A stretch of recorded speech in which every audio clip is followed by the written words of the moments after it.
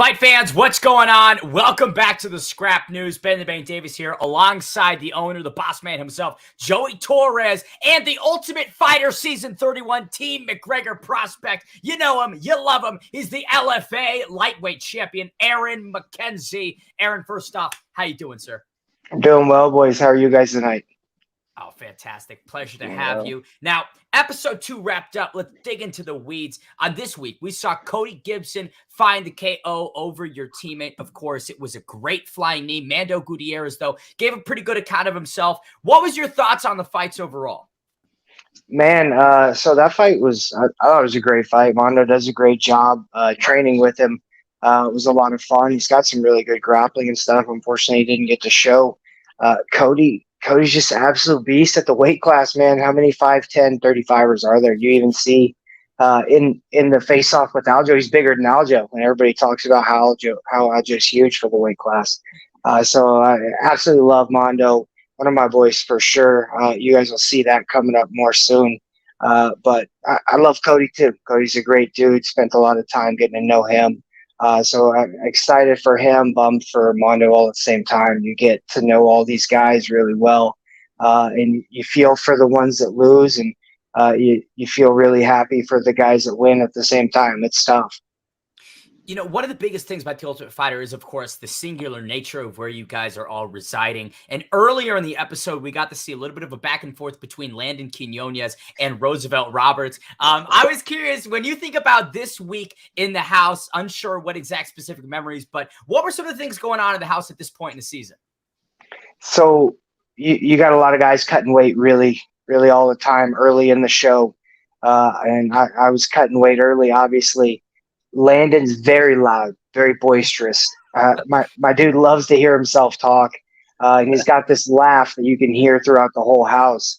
So when you're tired, you're cutting weight, you're waking up early, you're staying up late doing these things, and then you got Landon just always loud, always talking, filling every space, every silence with noise. You get a little bit tired of it. So I kind of got where Ro was coming from a little bit. I love Landon. He's my boy for sure. But he knows how I felt about him when I was cutting weight. I want to turn it over to the owner, Joey Torres. Joey, this was a cool episode. I felt like the pacing found itself a little bit more than that debut last week. What were some of your overall thoughts on this second week of The Ultimate Fighter Season 31? Yeah, I mean, I thought it started right off the bat, right? Immediately the fight cancellation, fight switching up. Thought it was a little odd that Timur didn't get the bye.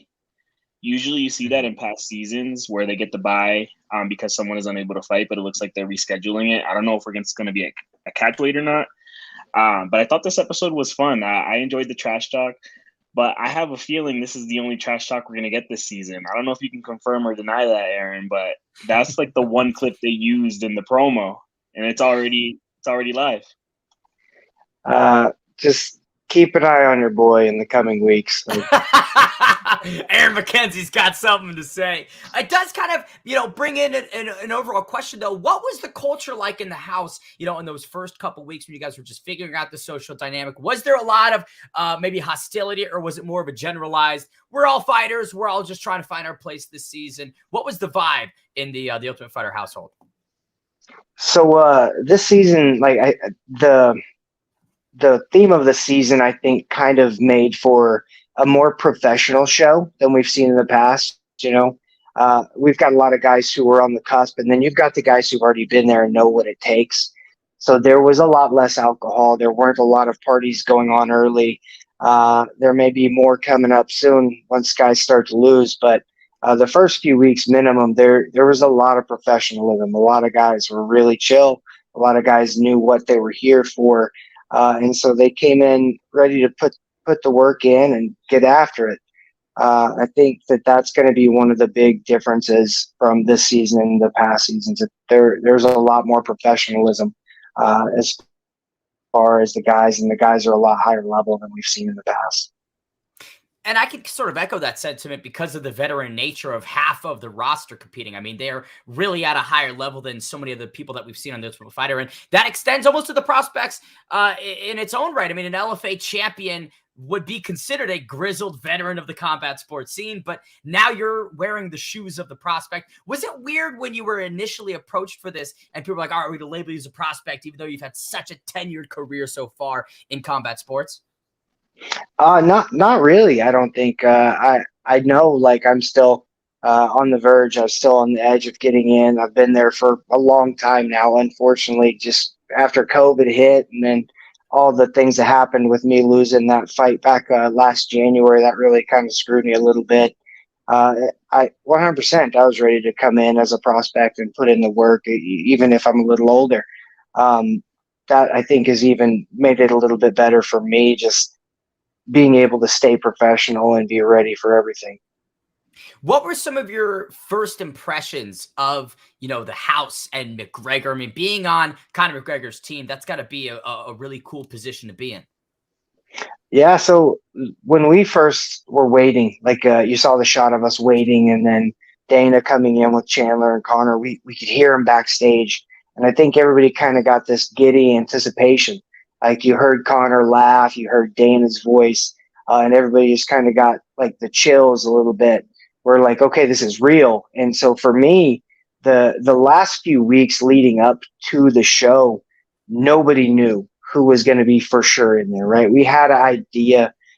We knew who had been given bags. We knew who had some stuff, but there was people that lost bags on the last day. There was people who got sent home super late.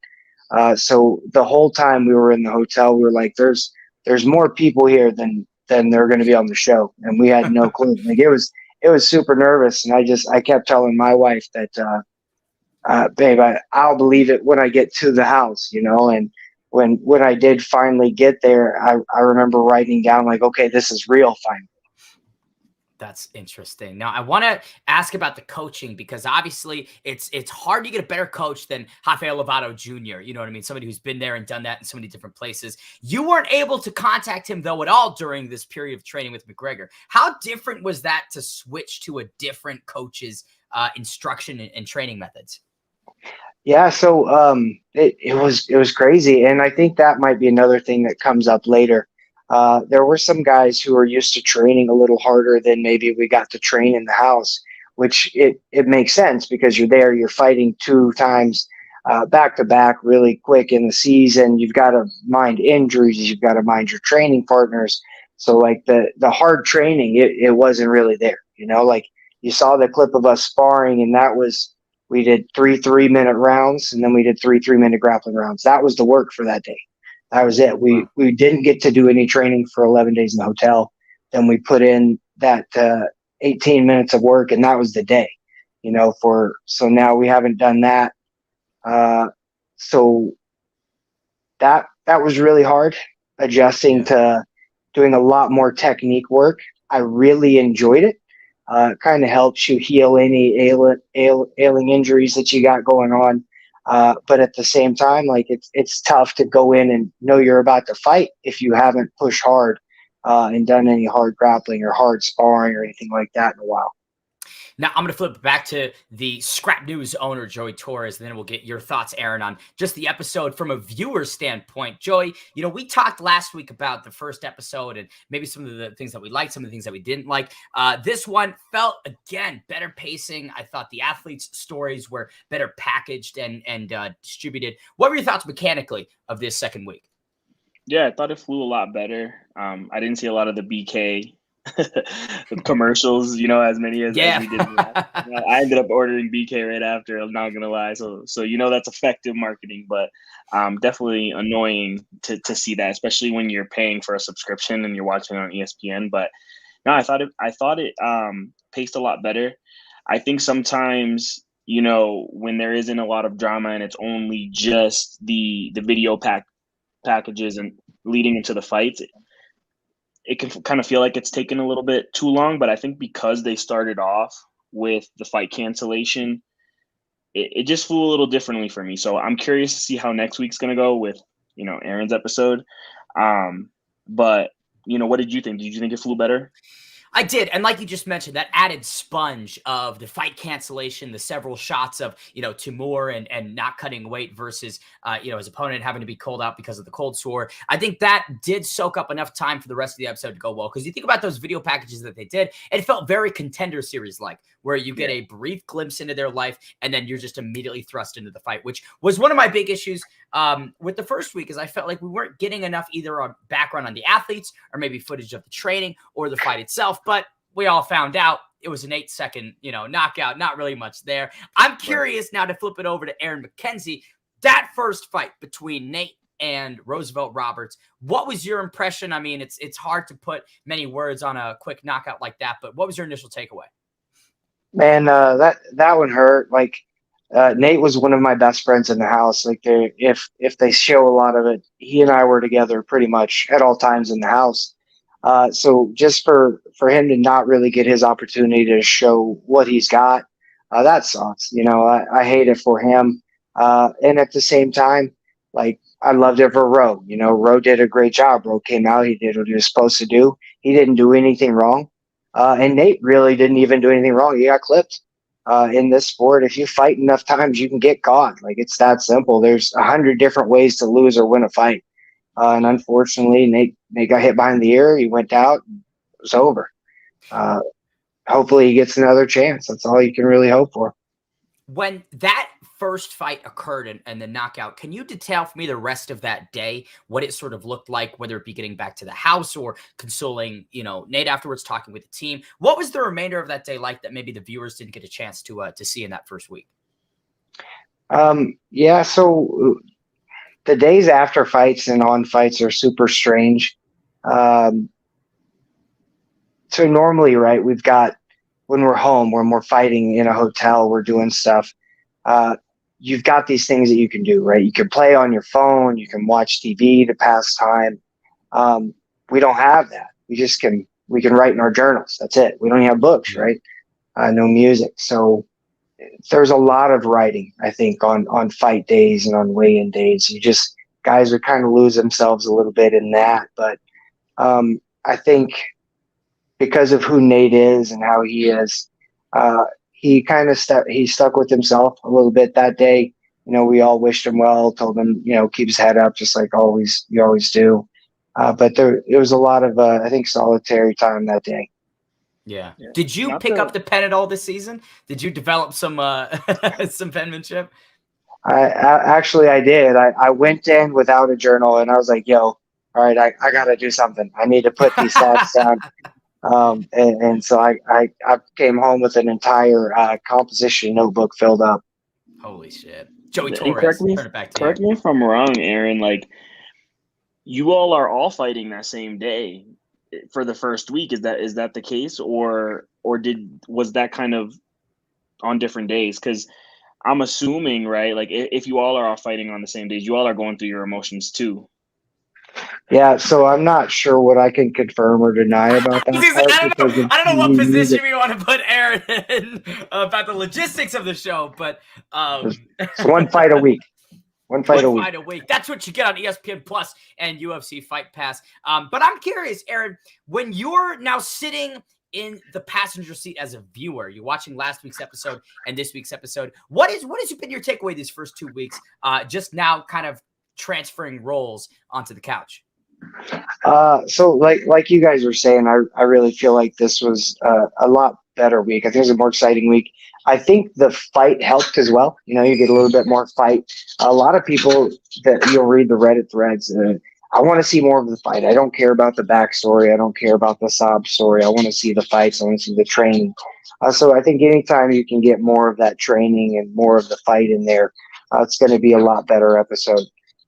So as we go, there's going to be some pretty darn good fights. I can't wait for you guys to see some of these things. There were some really good fights this season. So between that and just knowing what's kind of coming, it's crazy because there's so much that they don't get to show that happens, right? We have 24/7 surveillance on us and they see and hear everything. Like, there's never anything they don't hear. You'll make a joke with somebody in the back of the van and the guy in the front seat with the mic on, he's listening, he's laughing. So I love that part of it. But you see really quickly, like, it's a TV show first, everything else comes after. Was that kind of like a shell shock due to the nature of that supervision? Was there any moments in those first several weeks where you had to like catch yourself and go, "Oh, ooh, I don't know if I want that in, or I'd prefer this to be in"? Like, was that kind of a thing that you were thinking about? A little bit. I kind of kept mindful of what I was doing, what I was saying, who I was talking to about certain things. But for the most part, I just kind of stayed true to who I was, and I knew that whatever they put out there of me, I mean, I did or said it. Like, they're not going to lie a whole lot. They might be able to cut some things out or mix some things up, but you're going to get me no matter what. So. Always authentic. I mean, kind of expected from somebody born and bred in Oklahoma City, Oklahoma. But I'm curious, within those first 2 weeks, what was the overlap between your training schedule with Conor McGregor and Michael Chandler's training schedule? Because I think one of the big questions that a lot of people are going to have is, who was a better coach? You know what I mean? And in those first couple weeks, did you maybe get an inkling of who was more effective where? Yeah, I really think that you kind of do. And so here's the cool thing, right? We all saw Connor's last season where he was hands off. He let Cav, he let Roddy, he let those guys take over and do their thing. Well, this season he didn't do that. He was out there. He was gung ho. He was ready to go. He was putting in his 2 cents. He was leading practices. My guy was absolutely involved, and he had a really great energy when he was there in the practices. I'm going to tell you a little secret. I don't know if I saw him at 12 o'clock practice.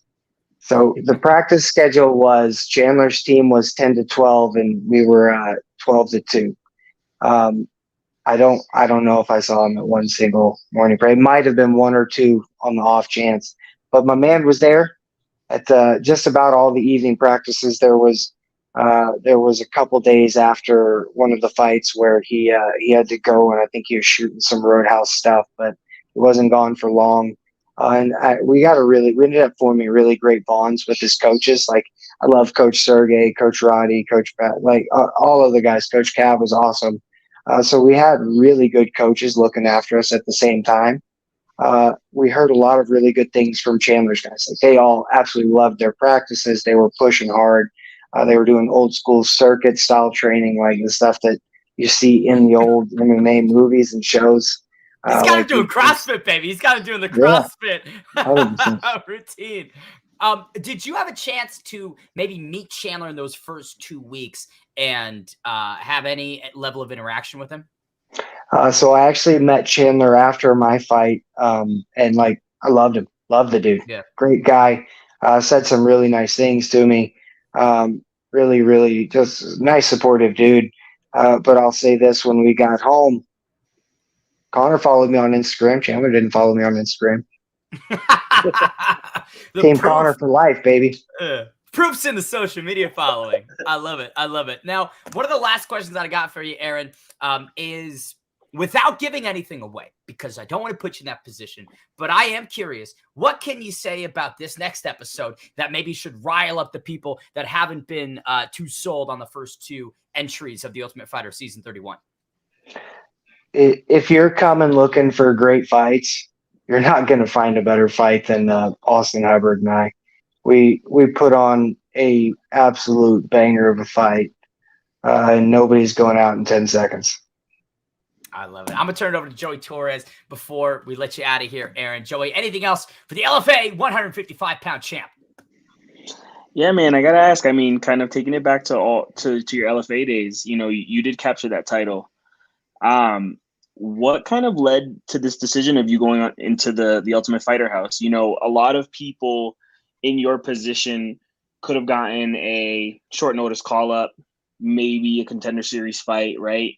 What was the motivation behind, you know, coming on the show? So for me, I was pretty much ready and willing to do whatever it took. And I think there's actually a few articles out there that I specifically said, I'm willing to do whatever it takes. I think that's one of the article titles. And when they approached me, and it was funny because there was a show in December, one of the pay-per-views. I think it was like December 9th or something. And there was an ad that said, tough tryouts, December 12th through the 15th, right? So I text my manager, he texts me, my coach texts me, and we were like, all right, well, whatever we're going to do, let's get out there. We'll get more information when we get there. So I scrounged together a plane ticket and a couple of nights of hotel. I just opening like just a one-way ticket, hoping, something would happen.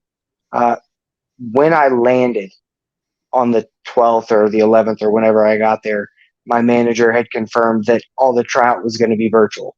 So flew out for no reason, had the hotel days, ended up just turning into a big training trip, spent some days at Syndicate, went all over, went to Pinto Muay Thai, got some rounds in over at High Rollers with Kendall Grove. Did whatever I could to go out and just have fun, training, get better.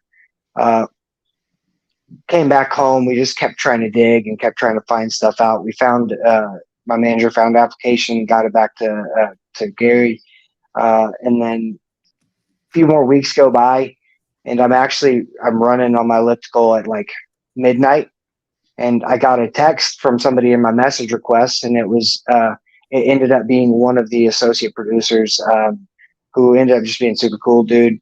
And she sent me a message, and it said, hey, I'm with Ultimate Fighter. I work for Joey Varner. We were hoping that we could get you on for an interview and see if you might be somebody we want to cast. Would you be free Tuesday? Could you fill out this application? And so I sent it to my manager. I sent it to my coaches. I was like, yo, does this look legit? Are these people for real? Because if you wanted to steal my information, this was the way to do it, right? This was 100%. If you wanted my stuff, this was going to get it.